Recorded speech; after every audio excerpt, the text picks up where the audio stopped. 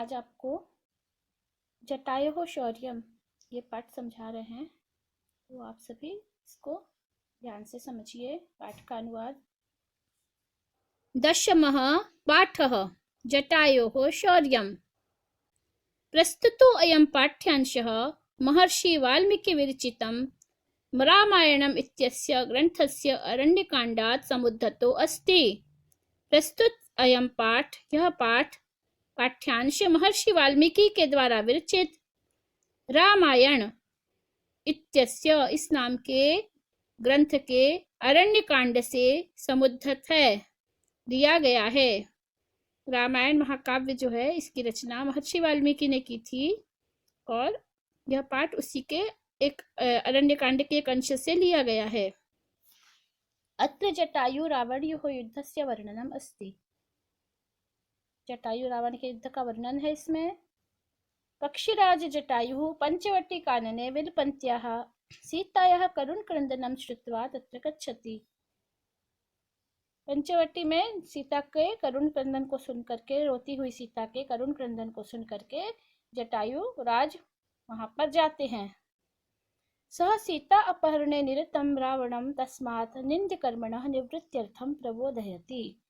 वह सीता के अपहरण में लगे हुए जो रावण थे उसके निंद्य कर्म को रोकने के लिए उसको उपदेश देते हैं, समझाते हैं। परम च अपरिवर्तित मति रावण तमेव अपसारयति। लेकिन अपरिवर्तित बुद्धि वाला, जिसकी बुद्धि बिगड़ गई थी, ऐसा भ्रष्ट बुद्धि वाला रावण उसको भगा देता है, उसको वहां से हटा देता है, दूर कर देता है। ततः पक्षीराज तुंडेन पादाभ्याम च प्रहरति। इसके बाद पक्षीराज अपने तुंड से, अपनी चोंच से, पादाभ्याम च और अपने पैरों से उसके ऊपर प्रहार करता है। स्वनखैः रावणस्य गात्राणि विदारयति। अपने नाखूनों से रावण के शरीर को फाड़ता है, घायल करता है। एवं च बहुविधा क्रमणेन रावणः भग्नधन्वा हतसारथी हताशः व्रणी विद्धश्च संजाता। इस तरह से बहुत बार से आक्रमण करने से रावण भग्न धनवा, धनुष टूटे हुए धनुष वाला, हत सारथी, मरे हुए सारथी वाला और मरे हुए घोड़ों वाला, व्रणी, घायल, वीरथः, बिना रथ का हो जाता है। खगाधिपस्य पुनः पुनः अतिशय प्रहारै व्रणी महाबली रावण मूर्छितो अभवति। खगाधिप जो खग के अधिपति जटायु थे, उनके पुनः पुनः अतिशय प्रहार से, उनके द्वारा बार बार प्रहार करने से बहुत अधिक घायल रावण, व्रणी घायल, महाबली रावण मूर्छित हो गया। पंथी सुदुखिता वनस्पति गतम गृध तदा तब आयत लोचना, बड़ी बड़ी आंखों वाली सा, वह जो सीता थी उसने, सुदुखिता बहुत ही दुखी जो सीता थी उसने, करुणा वाचो विलपंती, ये सब सीता के विशेषण हैं। सुदुखिता दुखी सीता, करुण वाणी से विलाप करती हुई सीता, बहुत ही दुखी होकर के करुण वाणी से विलाप कर रही थी जो सीता, उसने वनस्पति गतम, वनस्पति के ऊपर बैठा हुआ, यह वनस्पति पेड़ों पर बैठा हुआ गिद्ध ददर्श देखा। जटायु पश्य मार्य ह्रियमाणा अनाथवत अनेन राक्षसेन्द्रेण करुणम पाप कर्मणा। जटायु को देख करके सीता बोली, आर्य माम, मुझे, अनेन पाप कर्मणा राक्षसेन्द्रेण, इस पाप कर्मी राक्षस के द्वारा, ह्रियमाणा अनाथवत, मुझे अनाथ के समान ले जाया जा रहा है। पश्य माम, करुणम, मेरे करुणता को देखो। आर्य जटायो पश्य, आर्य जटायु देखो। माम करुणम, मुझ करुण को, मुझ दुखी को देखो, जिससे कि इस अनेन राक्षसेन्द्रेण, इस राक्षसेन्द्र के द्वारा, पाप कर्मी राक्षसेन्द्र के द्वारा, ह्रियमाणा अनाथवत, अनाथ के समान ले जाया जा रहा है। शब्दम अवसुप्तस्तु जटायुरथ शुश्रुवे निरीक्ष्य रावणं क्षिप्रं वेदेहिं च ददर्श सः। अवसुप्तस्तु और सोए हुए, अवसुप्तः तु सोए हुए, जटायु अथ इसके बाद सोए हुए जटायु ने तम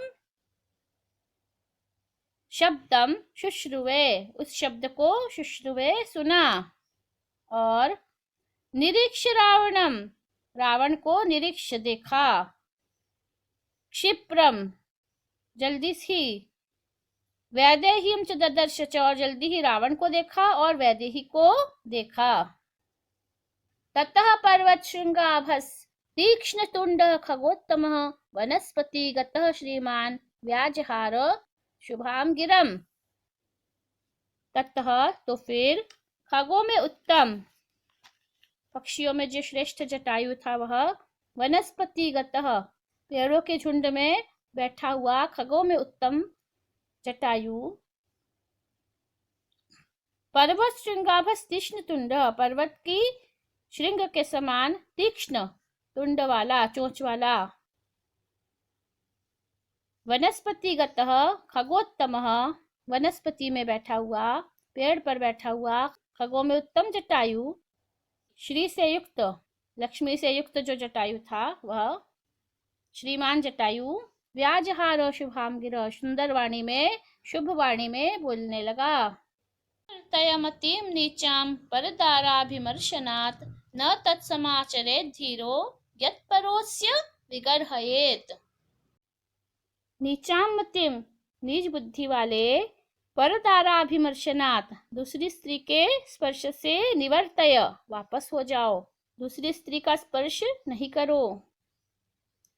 न तत्समाचरेत् धीरो यत् अपरो अस्य विगर्हयेत् उस प्रकार का आचरण धीर लोग नहीं करते हैं, यत जिसकी, अपरो जिसकी, अस्य जिसकी, अन्य लोग, यत मने धीरः कीदृश आचरणं न समाचरेत्, यस्य अपरः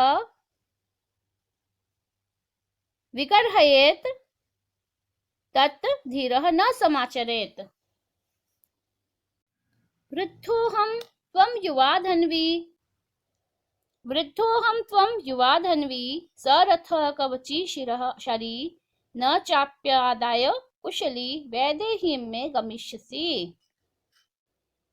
वृद्धोऽहं त्वं युवा धन्वी, सरथः कवची शरी, न चाप्यादाय कुशली वैदेहीं में गमिष्यसि। वृद्धो अहम मैं वृद्ध हूँ, त्वं युवा तुम युवा हो, धन्वी धनुष से युक्त हो, सरथः रथ से युक्त हो, कवच कवची कवच वाले हो, तुम्हारे पास कवच है, शरी और तुम्हारे पास बाण भी है।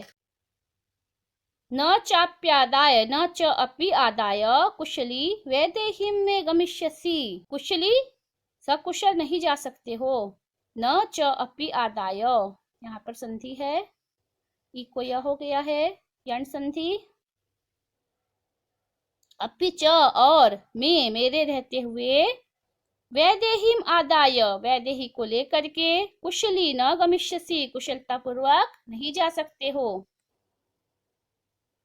तस्य तीक्ष्ण नखाभ्याम तु चरणाभ्याम महाबलः चकार बहुधा गात्रे व्रणान पतग। इसके बाद तो महाबलः महाबली, पतग सत्तमः पक्षियों में श्रेष्ठ जो जटायु था उसने, चरणाभ्याम नखाभ्याम तु तीक्ष्ण नखाभ्याम तु चरणों के तीक्ष्ण नखों के द्वारा, गात्रे बहुधा व्रणान तस्य गात्रे उसके शरीर में, यहाँ तस्य गात्रे उस रावण के शरीर में बहुत बार व्रणों को, घाव को किया, चोट को किया, पंजों से मार मार के उसको घायल कर दिया। यहाँ तस्य रावणस्य होगा, तस्य रावणस्य, रावणस्य गात्रे बहुधा व्रणान चकार, कस्य शरीरे रावणस्य, तोस्य सशरं चापं मुक्तामणि विभूषितं चरणाभ्यां महातेजा बभंजास्य महद्धनु। तो फिर उसके बाद महान तेजस्वी महधनु बहुत बड़ी चोंच वाले जटायु ने, चरणाभ्याम अपने चरणों से, अपने पंजों से, मुक्तामणि विभूषितम, मोतियों और मणियों से विभूषित, सशरम चापम, बभंजास्य, सशरम चापम, धनुष और बाण को, बभंज अस्य है, दीर्घ संधि है यहाँ पर, बभंज अस्य, बभंज तोड़ दिया।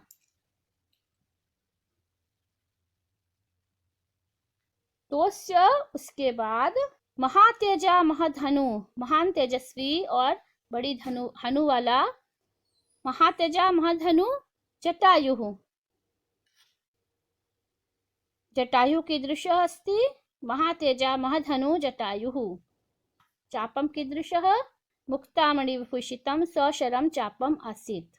काभ्यां बभंज, चरणाभ्यां बभंज। सभग्नधन्वा विरथो हताश्वो हतसारथिः, तलेनाभिजघानाशु जटायुम्। उस रावण ने भग्न धनवा, धनुष टूटने पर, रथ से रहित होने पर, घोड़े कोई मर जाने पर, और हतसारथी होने पर, हताश वो हतसारथी, क्रोध से मूर्छित होकर के, तले नाभि जटायुम जघान, आशु, आशु जल्दी ही, आशु तले न जटायुम अभिजघान, जटायु को तल से अपनी तलवार की मुठ से जल्दी ही मार दिया, जघान मार दिया। केन जघान, जटायुस्तम अतिक्रम्य तुंडेनास्य खगाधिपः वामबाहुं दश तदा व्यपहार अरिंदमः। खगाधिपः अरिंदमः, तदा तो फिर खगों के अधिपति, शत्रुओं के नाशक जटायु ने, तुंडेन अस्य, अस्य उस रावण को अपनी तुंडेन चोंच के द्वारा, तुंडेन अतिक्रम्य तुंड के द्वारा आक्रमण करके, वाम बाहुन दश व्यपहार उसकी बाई भुजा को और दशों सिर को, व्यपहार तोड़ दिया, उखाड़ दिया। तो अब आपको ये पाठ समझ में आ चुका है अच्छी तरह से। इसके प्रश्न उत्तर भी अगले बार समझा देंगे, अगले वीडियो में। पाठ अच्छी तरह से समझ में आ गया है, इनके उत्तर आपको बता दूंगी, अलग से वीडियो डालेंगे प्रश्नों का। और जिन्होंने अभी तक सब्सक्राइब नहीं किया है वो सब सब्सक्राइब कर लें, अपने दोस्तों को भी शेयर करें। बहुत बहुत शुभेच्छा, खूब पढ़ें और खूब बढ़े।